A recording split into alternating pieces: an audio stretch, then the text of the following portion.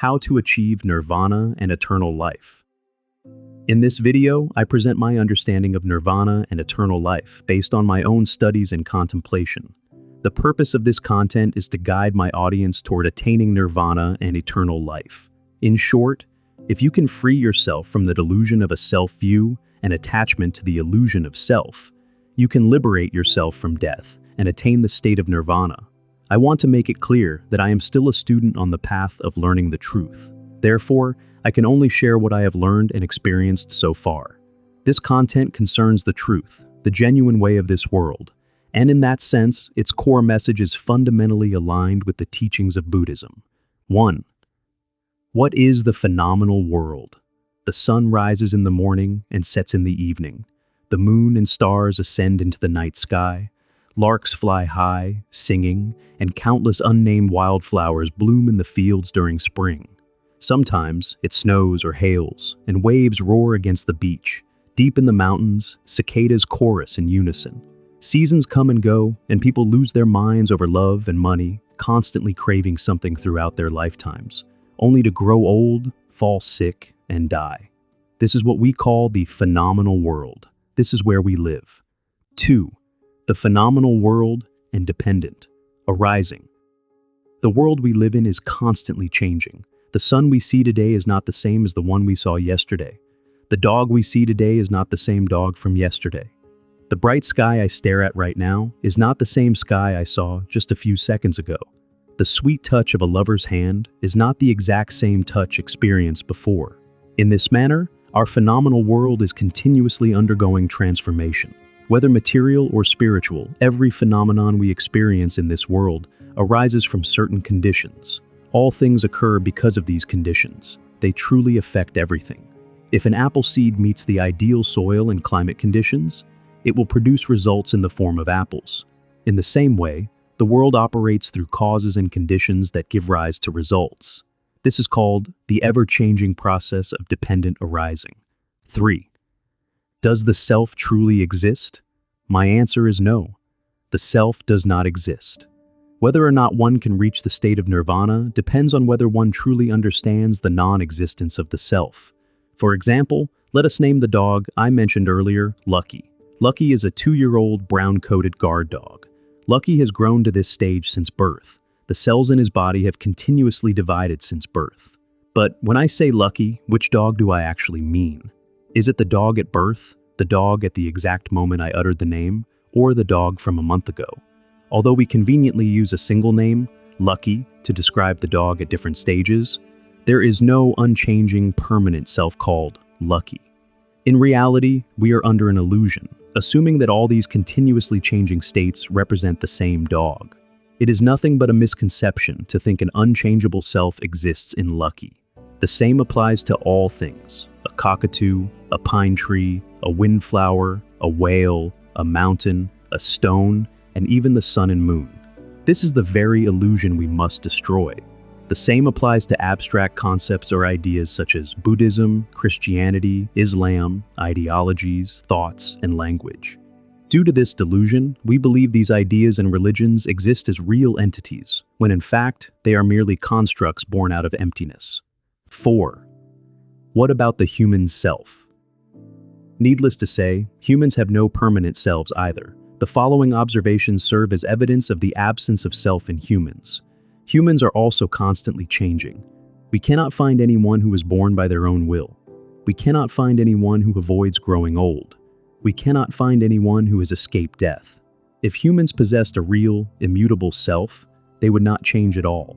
They would never grow old, fall sick, or die. 5. What are words and language? Words are merely conventional signs that people have collectively agreed to use to name things in the phenomenal world. Thus, with words, we call a certain object a chestnut tree, an apple, or a star. Or we describe certain phenomena as if they are permanent and never changing. It is merely a system of signs arising from our misconception of this phenomenal world. Language is simply the vehicle for carrying the words born out of this illusion. Humans have created words to represent phenomena, past and present. These human-created words are based on conventional reality, in fact, not ultimate reality. For instance, When a human labels an apple as a noun, it seems to be a conventional truth. But why do we call it an apple? Is there any definitive, inherently logical reason for it? Calling it an apple customarily, or because we learned it from our parents or at school, is not a fundamental reason. The apple itself never demands to be called apple. Humans have simply perceived it as such conventionally, treating an apparent fact as reality.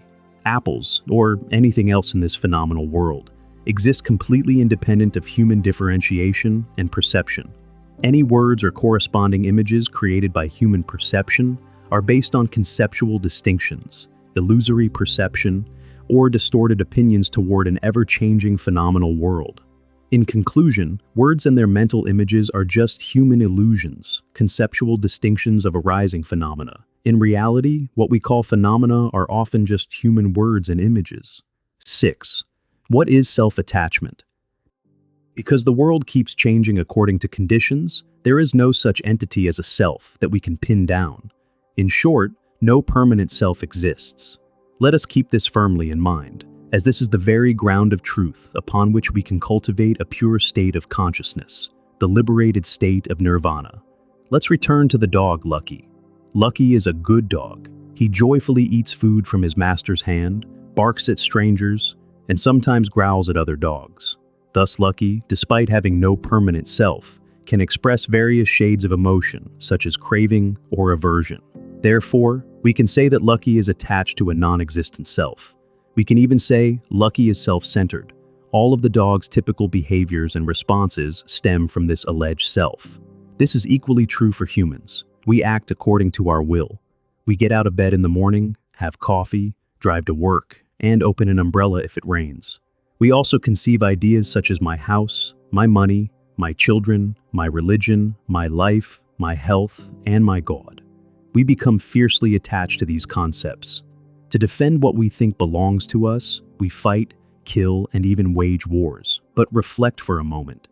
If there were an immutable self over which we held absolute control, why would we grow old, fall sick, and die?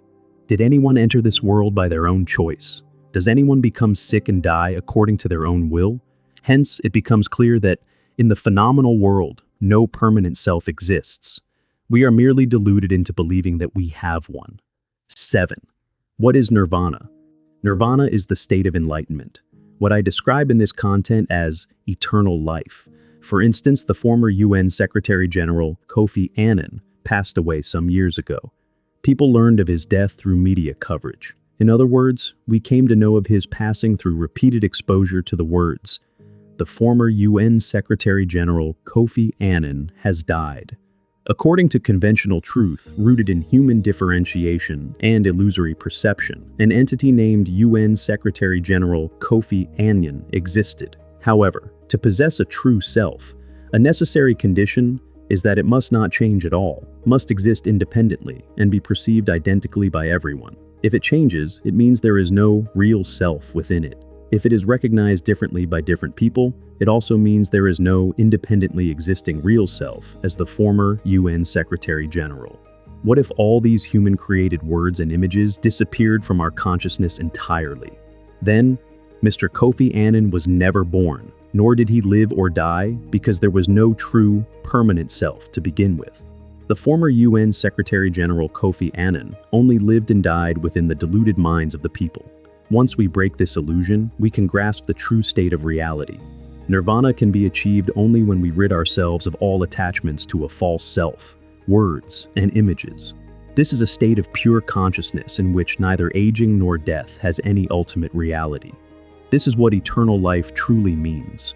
Not in the sense that our physical bodies live forever, but in the sense that we live a life liberated from the illusion of death. From this perspective, neither life nor death possesses an independent, permanent existence. These concepts are merely manufactured within the deluded consciousness of humans. Only the differentiated mind creates this illusion. When one shatters this illusion, they free themselves from the self and enter the state of nirvana, where neither conceptual thought nor image exists. 8. How can one achieve nirvana? Thus far, I have explained the following topics: the phenomenal world, its dependence on conditions, the non-existence of the self, the absence of human selfhood, the significance of words and language, attachment of self caused by delusion, and the nature of nirvana.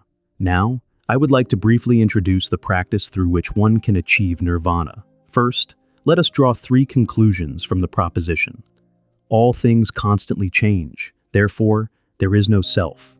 Truth 1, all things constantly change. Truth 2, therefore, there is no self in all things.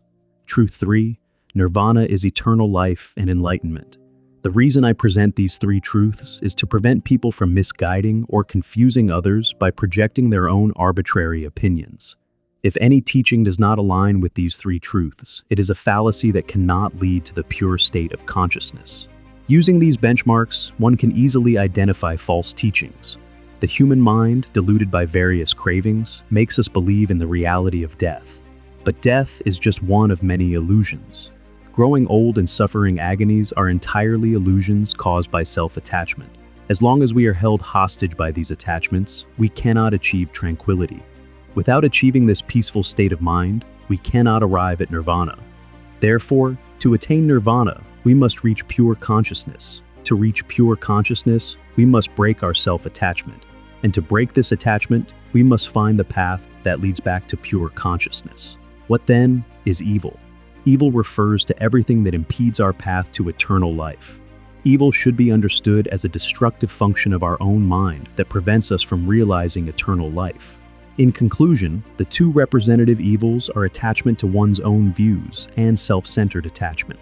If we can overcome these 2 evils, we will arrive at nirvana before long. Because attachment to one's own views and attachment to the illusion of self are the root of all evils, we must learn how to dismantle them. 9. How to overcome. Delusion of a self-view. Delusion of a self-view is like our shadows. Wherever we go, it follows us tenaciously. First, let us consider thought, which gives rise to our views.